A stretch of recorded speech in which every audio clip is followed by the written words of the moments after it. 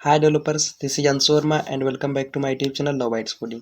सो आज के इस वीडियो में हम बात करने वाले हैं कि कोडिंग क्या होती है। देखो, बहुत सारे लोग कोडिंग में आ तो जाते हैं लेकिन उनको एक्चुअल में ये नहीं पता होता कि कोडिंग का रिप्लाई कैसे देना। अगर कोई क्वेश्चन पूछ ले व्हाट इज कोडिंग, तो आप रिप्लाई नहीं दे पाओगे। तो इसीलिए मैं ये वीडियो बना रहा हूँ। तो अगर चैनल पर नए हो तो चैनल को सब्सक्राइब कर लेना। चलिए वीडियो को करते हैं शुरू। देखो, कोडिंग क्या होती है। जैसे कि हम और आप किसी से बात करते हो, ठीक है, यानी कि आप किसी अपने फ्रेंड से बात करते हो तो अपनी लैंग्वेज में करते हो ना। अगर वहीं फ्रेंड की जगह अगर आप कहीं दूसरी जगह जाओ, ठीक है, अमेरिका में जाओ, तो वहाँ की बेसिक लैंग्वेज होती है जैसे कि इंग्लिश। तो आपको इंग्लिश आनी चाहिए लेकिन आपको हिंदी भी आ रही है। उसी टाइप से देखो, जब भी हम अपने इंस्ट्रक्शंस को, अपनी फीलिंग्स को जब कंप्यूटर को बताते हैं कि, या फिर कंप्यूटर से कोई कहते हैं कि ये वर्क करके दो, तो उसको क्या कैसे वर्क करना पड़ेगा, उसको हम किसी लैंग्वेज के थ्रू बनाएंगे। तो वो प्रोग्रामिंग लैंग्वेज ही होती है जिसको हम कोडिंग कहते हैं, ठीक है। प्रोग्रामिंग लैंग्वेज के द्वारा हम कंप्यूटर को अपने इंस्ट्रक्शंस देते हैं, ठीक है। अब प्रोग्रामिंग लैंग्वेज तो बनाएगी लेकिन उनके अंदर क्या होता है, कोड करना पड़ता है, ठीक है। तो इस कोड करने को ही कोडिंग कहते हैं। अब देखो, कंप्यूटर तो 0 1 यानी कि बाइनरी जानता है सिर्फ। तो इसको हम तो इंग्लिश में अपनी प्रोग्रामिंग कर दिए, ठीक है। जो भी कोई भी प्रोग्रामिंग लैंग्वेज हो उसको अलग अलग उसका स्टैंडर्ड होता है, ठीक है। तो हम लोग तो बेसिकली इंग्लिश में ही करना पड़ता है। तो देखो, अब ये समझता कैसे, क्योंकि ये तो 0 1 पे वर्क करता है सिर्फ कंप्यूटर सिस्टम। तो इसके लिए जो है JDK, एंड्रॉयड में JDK है, और अपनी जावास्क्रिप्ट में इंटरप्रेटर है, सी लैंग्वेज में क्या है, कंपाइलर है, ठीक है। तो ये सारे क्या करते हैं, बीच में लैंग्वेजेस को कन्वर्ट कर देते हैं मशीन लैंग्वेज में। मशीन लैंग्वेज में कन्वर्ट कर देंगे, यानी कि 0 1 में कन्वर्ट कर देंगे जिससे कंप्यूटर समझ जाएगा। लेकिन कन्वर्ट करने का मतलब ये नहीं है कि हमने जो बताया उसको उसने 0 1 में कन्वर्ट कर दिया तो कंप्यूटर कैसे समझ गया। देखो, उसको उसी उसी डेटा एड्रेस के साथ में रखता है और लैपटॉप से या कंप्यूटर सिस्टम से बताता है कि ये वर्क करना है, ठीक है। अब देखो, प्रोग्रामिंग लैंग्वेजेस के द्वारा वेबसाइट्स, एप्लीकेशंस, गेम्स, ये सारी चीज़ें बनाई जाती हैं। इसको कैसे सीखें? इसको सीखने के लिए आप ऑनलाइन ट्यूटोरियल लो, ठीक है। प्रोग्रामिंग कम्युनिटी ज्वाइन कर लो, या फिर अपने किसी सीनियर से आप हेल्प ले सकते हो। तो इसके द्वारा आप प्रोग्रामिंग सीख सकते हो, सिंपल सा। और देखो, क्या ये टफ़ है प्रोग्रामिंग सीखना? थोड़ा सा टफ़ है, लेकिन अगर आप कंसिस्टेंसी के साथ में डेली प्रैक्टिस करते हो और प्रोग्रामिंग सीख ले रहे हो तो आपके लिए यह एक रिवार्डिंग की तरह होगी, यानी कि एक अच्छा जो है इन्वेस्टमेंट रहेगा आपकी लाइफ का। क्योंकि देखो, यह हार्ड स्किल में से एक है। तो इसके बाद आपके करियर की अपॉर्चुनिटीज़ बढ़ जाती हैं, आप कुछ भी कर सकते हो।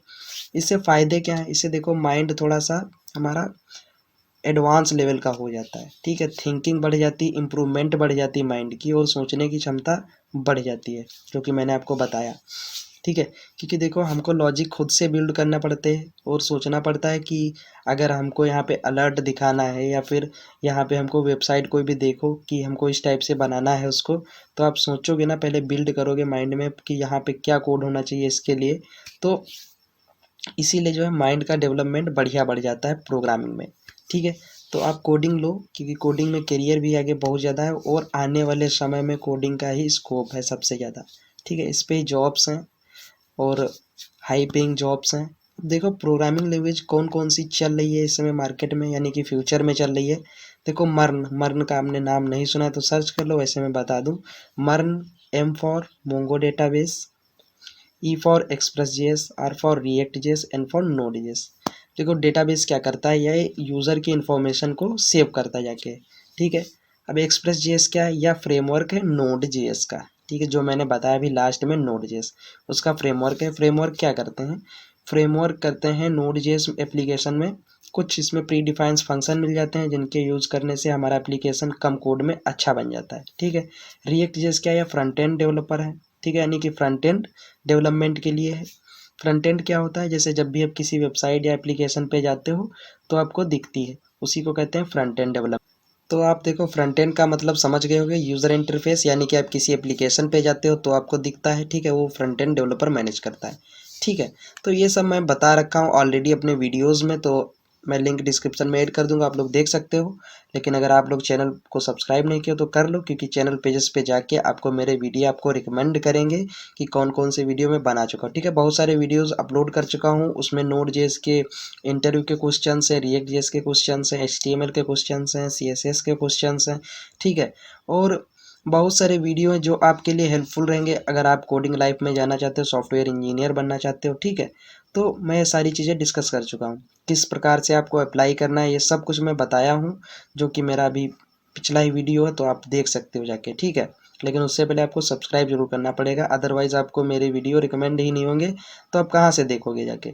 ठीक है, अब देखो, बात हो रही थी कोडिंग की, तो आप कोडिंग तो समझ गए कि क्या है। देखो, कोडिंग का मतलब है कि हम अपने इंस्ट्रक्शन कंप्यूटर को देना। ठीक है, कि हम क्या करवाना चाहते हैं, उसे क्या वर्क करवाना चाहते हैं, तो इसके लिए एक लैंग्वेजेस का इस्तेमाल करेंगे। अब वो लैंग्वेजेस को कोडिंग कहते हैं, प्रोग्रामिंग लैंग्वेज कहते हैं, कई प्रकार की होती हैं। ठीक है, इनका कई प्रकार का होने का मतलब है, देखो, अलग अलग फीचर की लैंग्वेज। सबसे पहले PHP वगैरह से स्टार्टिंग हुई, मतलब जहाँ तक अभी जहाँ से हम लोग स्टार्ट किए सीखना, तो हम लोग को भी PHP बताएगी। सी लैंग्वेज हम लोग को बताएगी। सी लैंग्वेज देखो सबसे ज़्यादा बढ़िया है, इससे क्या होता है, इससे और ज़्यादा लॉजिक बिल्ड होता है, फिर आगे इम्प्रूवमेंट होता रहे। जैसे पहले कंप्यूटर्स होते थे, बहुत बड़े बड़े कमरों में होते थे। ठीक है, उसके बाद वैक्यूम ट्यूब, ये सारी चीज़ें ट्रांजिस्टर्स में आए।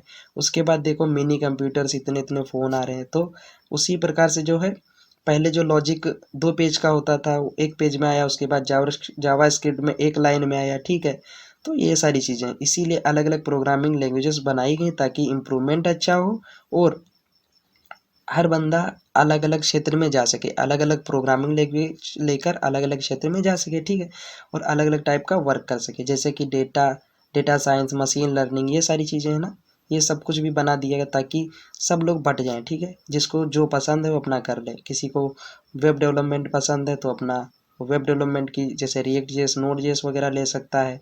किसी को अगर डेटा साइंस में जाना है तो आर्टिफिशियल इंटेलिजेंस में जाना है तो मशीन लर्निंग, डेटा साइंस, ये सब पढ़ ले। ठीक है, उसमें जा सकता है। लेकिन अभी के लिए तो हम बस, तो उम्मीद है आप लोगों को ये कोडिंग समझ में आएगी, मैं क्या बताने की कोशिश कर रहा हूँ आप लोगों को। ठीक है, तो अगर आप डेफिनेटली, अगर आप इतना वीडियो देख रहे हो तो ये कंफर्म कर लो कि आप कोडिंग से रिलेटेड जो आपसे पूछ ले कोई, कोडिंग इतना बता दोगे तो समझ जाएगा हाँ बहुत ज़्यादा भाई, कोडिंग का इतना लंबा तो नहीं था, लेकिन मैं बना दिया हूँ ताकि आप लोग समझ सको।